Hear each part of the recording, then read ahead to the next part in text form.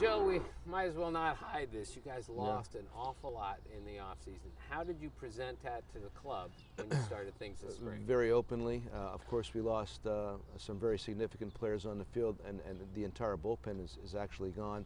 So I wanted our guys to know that there's plenty of opportunity here right now. The fact that we cannot lament what's gone, we have to pretty much glorify with what we have right now. So I spoke a little bit differently to the pitchers and the catchers than I did to the entire squad, because I think specifically the area that we have to address and get good at quickly is the bullpen. So we have a lot of good arms, a lot of great candidates, a lot of physical guys in the bullpen to take those jobs, but that was the best bullpen in the American League last year, and it's going to be tough to replace. So in other words, you don't even know really who your closer is at this point. You know, we're going to go into this thing again like we did a couple years ago, really not counting on having one guy as the closer in the beginning of the season, and then hopefully somebody's just going to morph into that position. We're going to go with the high leverage kind of thoughts with the matchup bullpen and see who may want to emerge out of that group. It can be, again, we're going to have a lot of good physical candidates. I don't know exactly who all these guys are going to be yet, but there's going to be some very good arms. We're going to have maybe a little bit of a blend with some other things with our left-handers versus our right-handers. We like the potential mix, this cocktail of bullpen arms that we got going on, but we just don't know exactly what it's going to look like yet and how it's going to play out. And that's not disconcerting for you as a manager.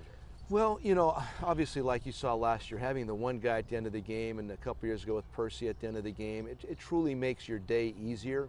I think as a major league manager, the one area that I spend most of my time with on a daily basis is trying to figure out the bullpen for that night. My bike rides are consumed with bullpen thoughts. When I get to the ballpark, we do a great job of researching the other team. I got so many good guys upstairs working on our behalf. So when I get all this stuff prior to a series, I try to sit down and create the matchups for that series. So on a nightly basis, more than who your left fielder going to be tonight or tomorrow, or you're going to pinch hit for tonight, whatever. It's how you're going to match up your bullpen, and that really consumes me the most. Right. Starting rotation, though, totally intact. You have to like the look of that. See, there's where people are getting off a little bit. I think we did lose a lot of good stuff, absolutely, but we have a lot of good stuff coming back too, and primarily, I think if like our entire starting rotation had left by a free agency, I'd be really upset right now. It would not be nearly this comfortable.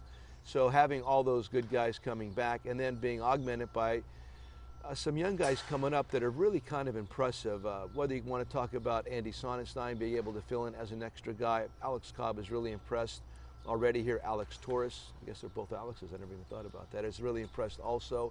And there's other guys beyond that. So, and of course Jeremy Hellickson.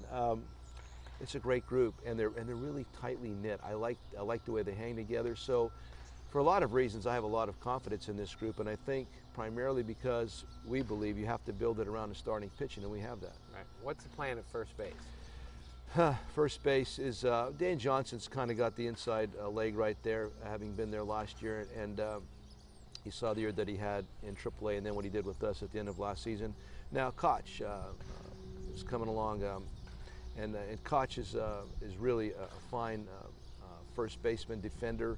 We're looking to really try to get him back offensively to where he had been in the past. Case, he's a wonderful young man. I know it's in there, and I've even compared him to, in a sense, what Carlos Pena did a couple years ago when Los came to us.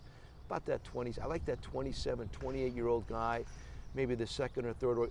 We're about the third organization removed from where he had begun, and a lot of times that's when everything just seems to happen. So I think he's like in a prime spot to really take off. Zobrist will get some chances against lefties. We do this thing, as you know, where we're going to try to match up and move people around because we are so versatile. So you got DJ, you got Case, you got Zoe, and even other things that we can do in a pinch. So Zobrist could, though, play second base one day, first base another day, right field the same day, in the same week, correct?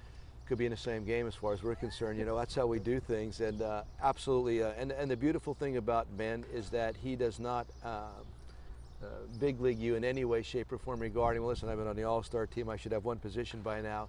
He is so about winning. We have individual meetings with all of our players when they come into camp. He's the one guy that'll sit down there and talk about the Rays and the Ray way of doing things and mean it very sincerely. This guy is just about one thing, and that's to win. Last thing, Joe, you've got two unique personalities on your team, and Johnny Damon and Manny Ramirez, new to the club. Yeah. How has that gone so far? I've really enjoyed it. You know, actually, Andrew and I have been talking about this, the potential of this happening all winter long, and so with that, you're thinking about how this is going to play out and how you want to approach things. They've both been wonderful. I mean, Johnny Damon, to me, is one of the most humble superstars I've ever met in my life. He blends in so easily with the group that he's with, and he makes you comfortable around him. So you got that. Now, Manny, my thoughts with Manny were to really get to know him and be very conversant with him, because I really had never spoken to him all that much in the past. So with Manny, it's trying to understand him on a daily basis, really getting both of them very proactive. I want them involved in their careers right now and what they can and cannot do. So conversation, a lot of conversation with Manny. Johnny kind of morphed in quickly, and also, again, with Manny, believe me, this guy works. He's out there like at 7 o'clock. I walk in here this morning. He's out there already taking BP. So I think they add a lot of energy to us. They add a lot of veteranship also to us, obviously. And I believe if we take care of them properly this year regarding times, days off, they're going to have very productive seasons.